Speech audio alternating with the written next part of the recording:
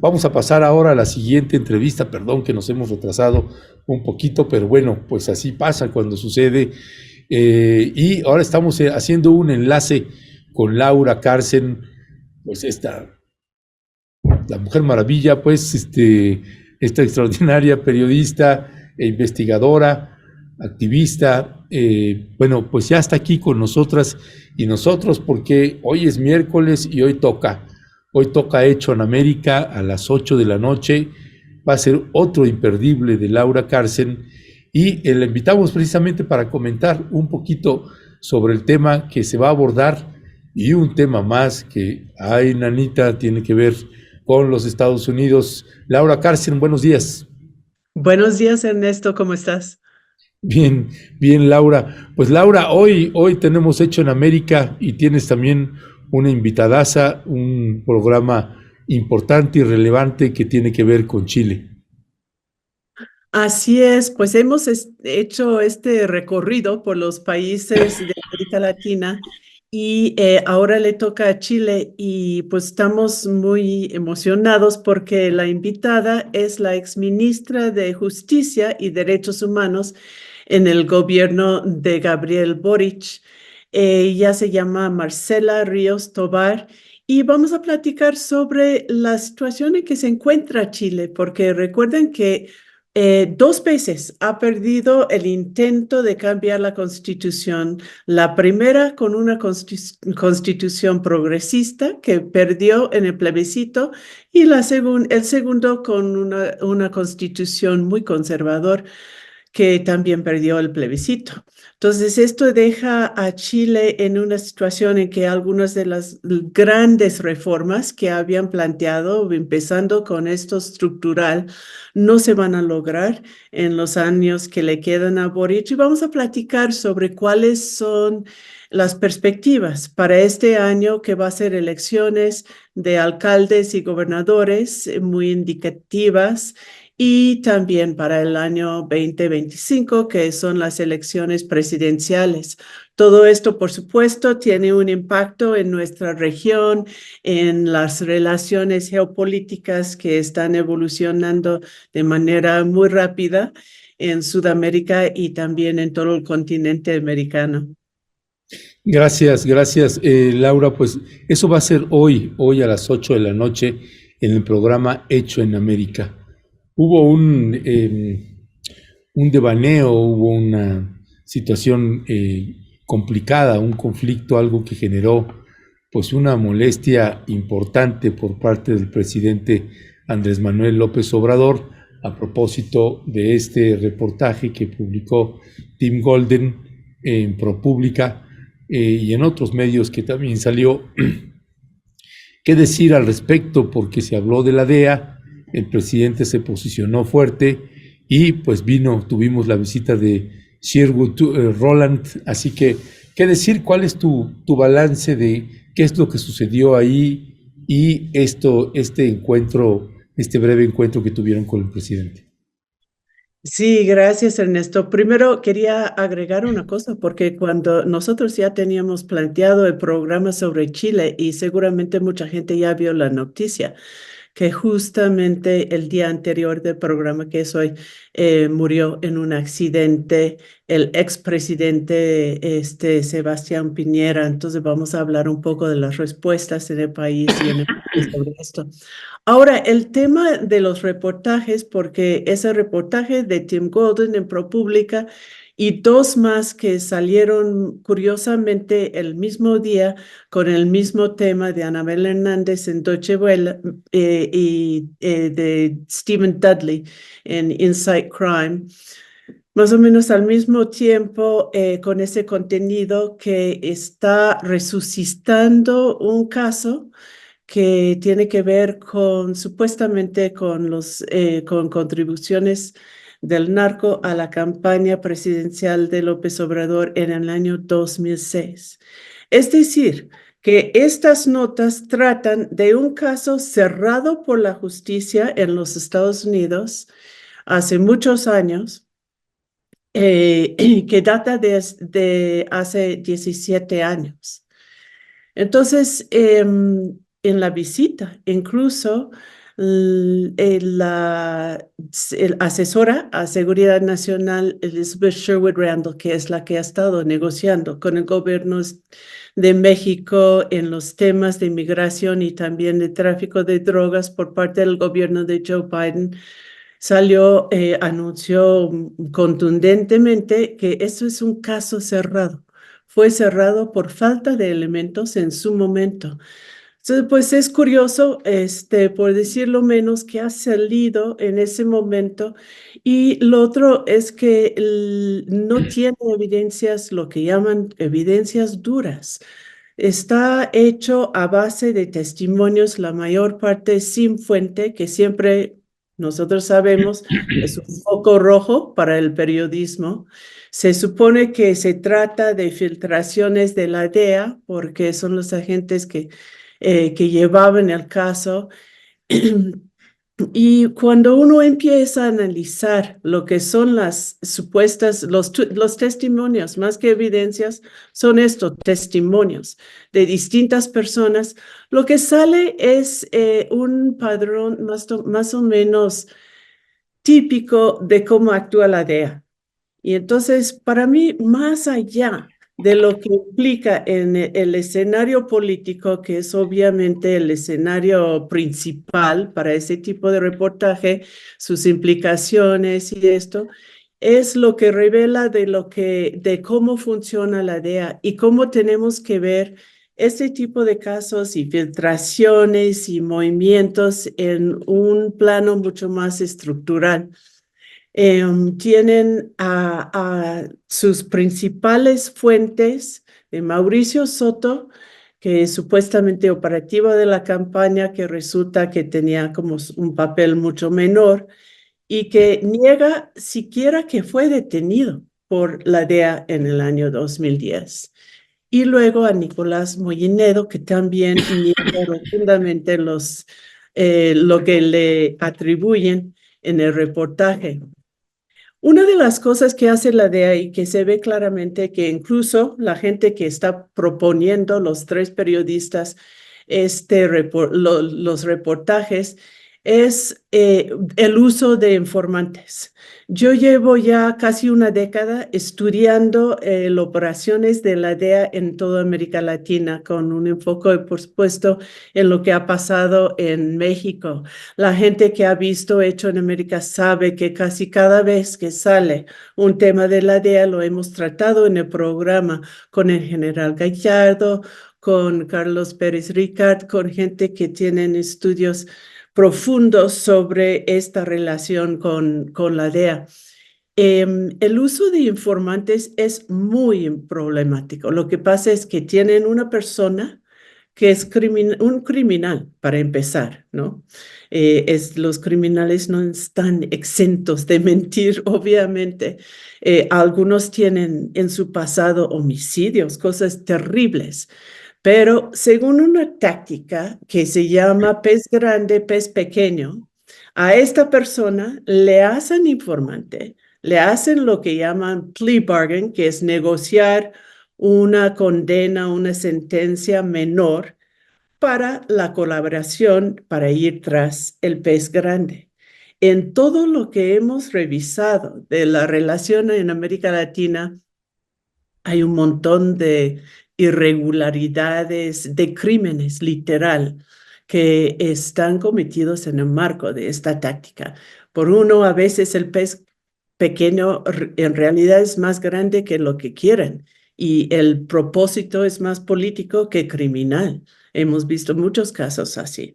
En otros, pues lo más común es que esta persona va a mentir porque la DEA está buscando alguna declaración muy específica y la persona está buscando salir libre, ¿no? Está en custodia de la DEA en ese momento. Entonces son muy sospechosas este tipo de testimonios. Otro es una táctica que se llama en inglés sting o entrapment o atrapamiento en español. Y esto se ve en ese caso. Supuestamente mandaron a Mauricio Soto a ofrecer dinero del narco a Nicolás Moinedo, ¿no? Entonces, pues, y luego trataron de volver a hacerlo en el año 2011. Eso dice el reportaje, otra vez justo antes de las elecciones. Entonces, esta es una táctica de que debería estar prohibido en todo el mundo, porque lo que están haciendo es fomentando, creando las condiciones para la comisión de un delito para que la persona caiga en la tentación y luego lo pueden detener. Pero no es un crimen, no es agarrar en flagrante a un criminal en un crimen que pasan todos los días que deberían de estar persiguiendo, sino es crear un crimen para que puedan detener a la persona. Esto también crea un montón de problemas. Entonces, pues yo creo que ha sido muy interesante ese caso y nos sirve para entender muchas cosas. Y es una vergüenza, yo diría, en términos periodísticos, realmente. No solo es un artículo que tiene falta de evidencia, sino tiene un lenguaje muy sesgada, o sea que AMLO ha orquestado una retirada del combate a las drogas. Se habla de abrazos no balazos, que es la frase que siempre agarra la oposición en tono burlón, ¿no? Habla de que el crimen organizado controla 25% del territorio mexicano, una cifra que yo ni sé cómo se puede llegar a esta cifra y no tiene fuente, por supuesto. Es interesante ver la respuesta de la prensa en los Estados Unidos. Normalmente ProPublica publica con otro medio. No lo hicieron en ese caso. El New York Times, por lo que yo he visto, no ha tocado esta nota, ni tampoco el Washington Post, que son los principales. Bloomberg lo pone y lo destaca que ProPublica saca esto 3 meses antes de las elecciones. O sea que los otros medios lo que están destacando son las desmentidas de la nota más que la nota, lo cual es una indicación. Entonces, pues, todo esto, y aquí termino porque me he extendido, pero creo que es muy interesante y hay muchas lecciones aquí para decir, pues, ¿quién gana entonces? Primero, la narrativa anti-México. Están construyendo desde el Partido Republicano, pero también del Partido Demócrata y sobre todo en el tema de fentanilo y también de alguna manera de, perdón, emigración, una narrativa que dice que México es responsable por las muertes de sobredosis, 109,000 en el año 2022 en los Estados Unidos, porque la droga viene de allí. De estos 109,000 muertes por sobredosis, una cosa trágica porque se trata más que nada de la juventud en los Estados Unidos. Yo me atrevo a decir que ni uno solo murió en México o compró su droga en México. Entonces, eso quiere decir que están comprando, están vendiendo y dicen la propia DEA que los vendedores, la mayor parte son estadounidenses, están consumiendo y están muriéndose por sobredosis en los Estados Unidos, en territorio estadounidense. Entonces, ¿por qué culpan a México? ¿Con qué derecho? ¿Con qué sentido? Pues lo hacen porque es una manera de desviar la atención del fracaso total del gobierno de los Estados Unidos en el tema de sobredosis. Es una manera de justificar, y eso lo hemos visto en la guerra contra las drogas desde hace décadas, ¿no? De justificar mayor intervención policíaca y militar del gobierno de los Estados Unidos en México, y es una manera de ganar votos, ¿no?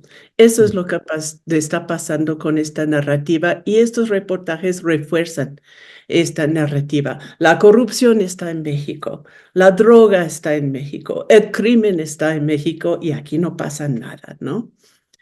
¿Quién Pues pierde?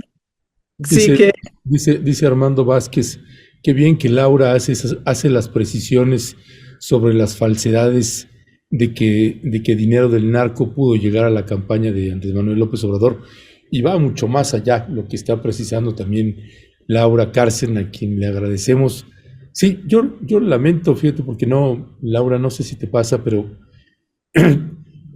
si bien yo no tenía una imagen tan tremenda o se me hizo muy desafortunado que Tim Golden se hubiese prestado a sacar algo así con ese cabeceo, con esa editorial, me parece y lamento también que Tim Golden pues quedó muy mal parado, ProPublica quedó muy mal parado también.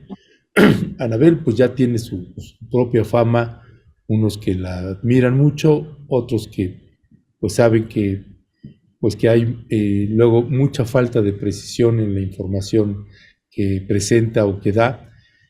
Y yo nada más comentarles sobre esto que señalan.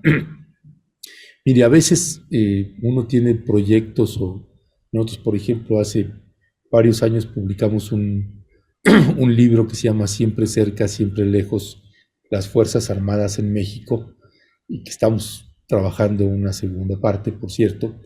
Eh, pero cuando publicamos eso, estamos hablando del año 2000, eh, iba a entrar Fox, había toda una expectativa de que si había realmente un cambio, el vez primera que perdía el PRI, y había una expectativa. Eh, a mí me tocó venir y negociar en el año 2000, estaba viviendo yo en Chiapas, pero me tocó ser compilador de este libro, y me tocó negociar con El Universal, Excelsior, Jornada, Proceso y no recuerdo cuál más, y Reforma. 5 medios, y lo que negociamos es de que íbamos a publicar el libro y que pues pudiera salir simultáneamente en las primeras planas de esos medios de comunicación. Lo que ofrecíamos era que le podíamos entregar un capítulo completo a cada uno y que cada medio pudiera desarrollar un capítulo distinto. Y bueno, pues se logró esa publicación simultánea. Pero una cosa es la publicación de un libro donde cada medio toma un capítulo distinto y lo desarrolla en su nota, y otra, Laura, pues es que la DEA te busque y te diga, aquí tengo y te lo vamos a presentar a y a y lo van a publicar este día, y además con un contenido pues muy poco claro, con una imprecisión bastante importante. No sé cuál es tu valoración sobre esto. Justo estaba pensando lo mismo, Ernesto, porque estaba pensando, ¿cómo es posible que salen tres medios simultáneamente? Porque nosotros sí conocemos modelos en que sí pasa esto, pero lo que tú dices, por ejemplo, es cuando hay una investigación en conjunto y que se da por acuerdo previo a tres medios, ¿no? Uh -huh. Y se sabe de dónde viene la investigación y se dice y todo, ¿no? Y eso se hace y se coordina. Y esto es más o menos común y está totalmente, se hace con transparencia, pero aquí pasa otra cosa. No se sabe por dónde, no se sabe la estrategia detrás, pero se ve que hubo una estrategia. Si no, no es normal. Hay una falta de transparencia en esta parte. Así Y es. muy Y, preocupante. Yo creo que sí es cierto que también es una lástima, ¿no?, de Tim Golden, de cualquier periodista, porque sí se está conformando como decía, la respuesta de los otros medios, se está conformando un consenso de que no se sostiene.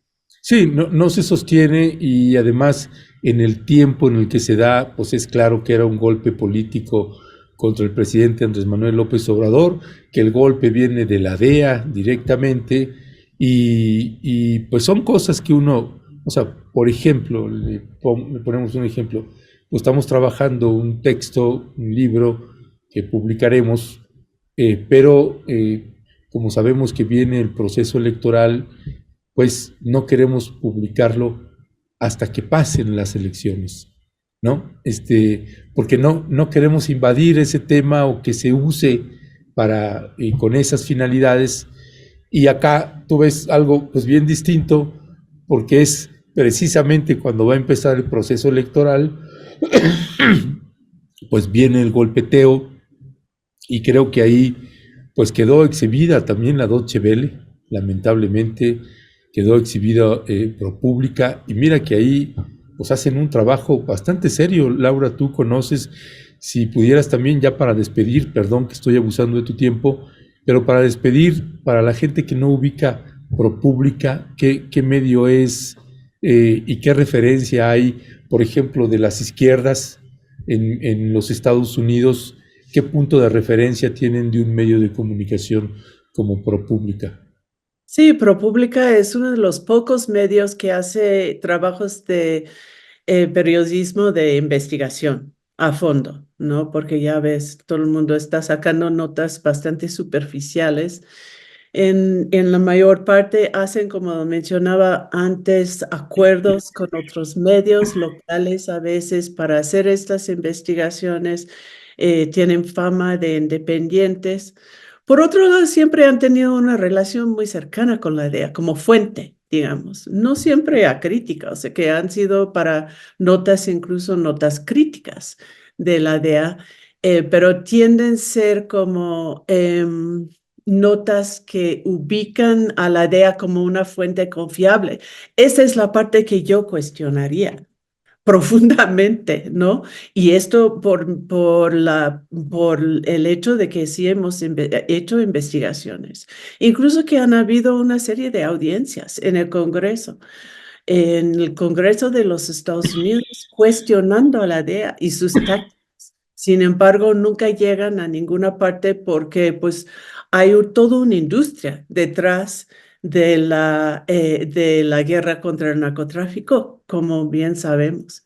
Entonces, para terminar, yo no estoy afirmando que no hay dinero sucio en ninguna de las campañas presidenciales de Andrés Manuel López Obrador, por el sencillo de hecho de que yo no diría que no hay dinero sucio en ninguna campaña. Es decir, estamos viviendo una etapa del capitalismo en que el dinero sucio, el dinero ilícito, forma una parte tan importante de la economía global que permea todos los ámbitos de la vida y, por supuesto, de la disputa por el poder.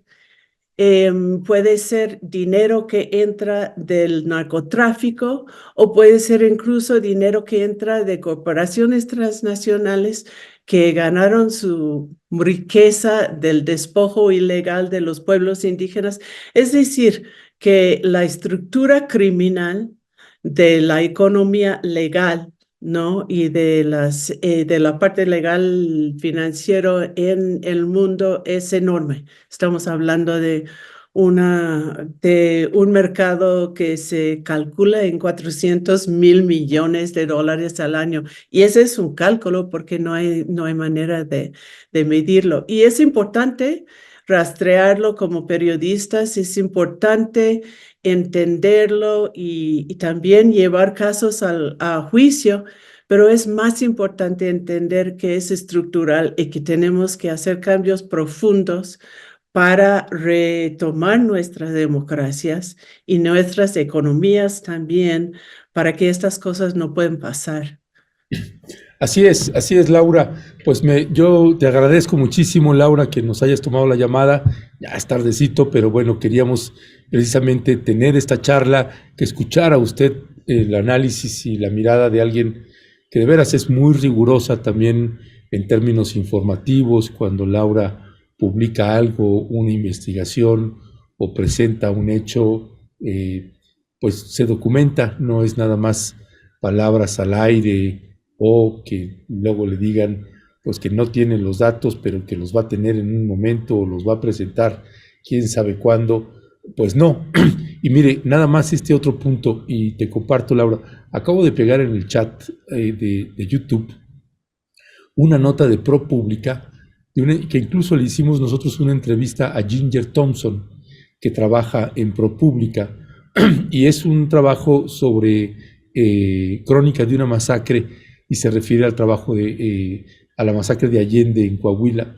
Un trabajo bien detallado, y donde precisamente en ese trabajo periodístico, pues Ginger Thompson también devela cómo la masacre de Allende y la desaparición de Allende, quien tiene una alta responsabilidad en lo sucedido es la DEA.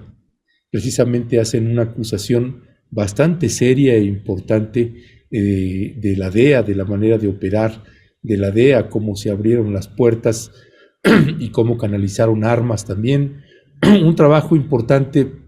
Así que, pues en este caso con Tim Golden, pues tuvieron una derrapada monumental y no estamos de acuerdo, como bien señala Laura, en la manera en cómo se trabajó, cómo se hizo ese trabajo periodístico que nos parece que quedó en evidencia, que era y es un golpe político contra la administración del presidente Andrés Manuel López Obrador. Hay otras maneras de hacerlo y además presentando información confiable y real y no manipulando la información.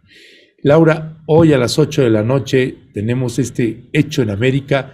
Te pido para despedir, mi querido Leonardo, si ponemos el cartel, nada más para recordarle, hoy a las 8 de la noche, pues tendrá usted un deleite de poder escuchar una charla entre Laura Cárcen y Marcela Ríos Tobar, directora para América Latina y el Caribe de IDEA Internacional, Instituto para la Asistencia a la Democracia y Elecciones.